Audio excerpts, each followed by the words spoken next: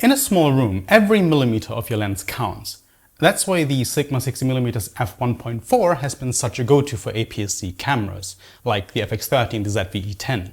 People call it one of the best wide primes, but what does it actually give you in practice? Over the next few minutes, I'll show you how much space you really get in frame, how it handles light, how sharp it stays, and where its limits start to show. The Sigma 60mm isn't a new lens by any stretch, but it's still everywhere in APS-C setups. It's fast, affordable, compared to most other primes anyway, and one of those default picks people rarely question.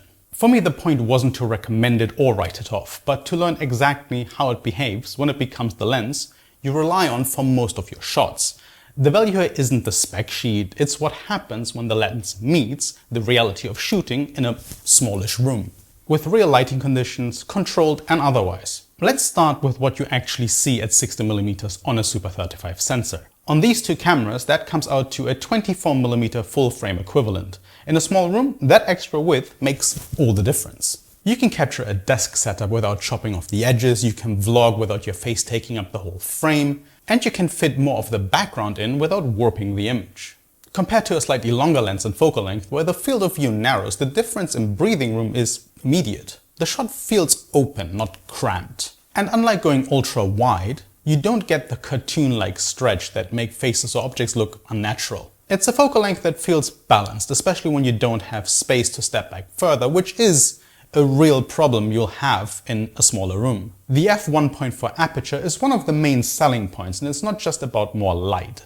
Wide open, you get shallow background blur that separates the subject from the environment. Exposure brightens and you keep your ISO at base levels instead of pushing noise. Stop down to f4 for example and the whole frame sharpens up with more depth of field, but you'll need extra light to balance exposure. The trade-off here is practical. At f1.4 you get flexibility and atmosphere without adding lights. At f4 you get clarity and control, but only if you can manage the lighting.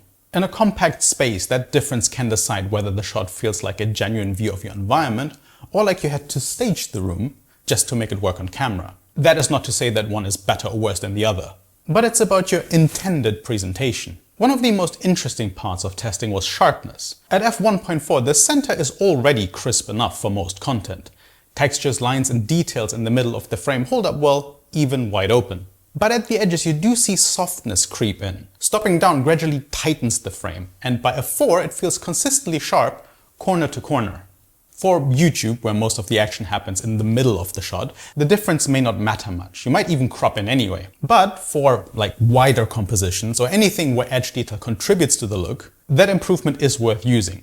It gives you choice. Shallow and atmospheric when you want it, or sharper and more technical when you need it. The minimum focus distance turned out to be more useful than expected, to be honest. You can bring the lens right up to a small object, even something like a figurine or product box, and still fill the frame cleanly. That flexibility means you can go from wide establishing shots to close-up details without swapping to a macro lens, which I don't have anyway. At f1.4, the subject really pops while the background falls away fast, giving the impression of a dedicated close-up lens. For anyone filming at a desk or shooting products in tight conditions, this minimum focus capability adds another layer of versatility that doesn't usually seem to come with wide primes. Of course there are limits. The Sigma 60mm doesn't have optical stabilisation, so handheld shooting depends entirely on in-body image stabilisation. It helps, but you still notice small shakes if you move too much. At frame edges, wide-angle stretch can distort shapes and faces, especially near corners, and because it's a prime, if you need to change framing, you physically move the camera instead of zooming. In controlled setups, that's fine, but in dynamic environments, it's a constraint you have to work around. I don't consider any of these deal breakers, but they are the trade-offs that balance out the lens's strengths. Clear image zoom is a decent option in a pinch, but I generally like to steer away from digital zooms. If you know you'll need to zoom regularly, a zoom lens is absolutely the way to go instead. In terms of build, the lens feels solid. It's chunkier than the kit lens, for instance, but still compact enough to live on the camera without feeling oversized. The focus ring is smooth, precise, and easy to control manually. I personally never really do that though, as I mainly film talking head videos like this, and just trust the autofocus on my Sony cameras. The overall design isn't flashy either, but it doesn't need to be. It's the kind of lens you keep mounted because it does the job reliably without calling attention to itself. I also have my teleprompter stuck on it, so the chunk really isn't even visible to me anyway. Put all of this together and the Sigma 60mm f1.4 becomes more than just a budget-friendly wide prime. It's wide enough to make small spaces look workable, bright enough to cut down on extra lighting, sharp enough to deliver clean images, and flexible enough for both room shots and close-ups. However, the limits are real. No stabilization, edge stretch, no zoom, but in my workflow at least, that doesn't even come into play. And even if it did, the strengths outweigh them in most everyday setups anyway, at least from my point of view. After now intentionally testing the lens for a week instead of just relying on preset settings I found online like I used to, I've gone from just using the lens out of habit to really start understanding how it shapes my videos. And that's the biggest difference in how I use this lens now. Knowing not just that it works, but how and why it works.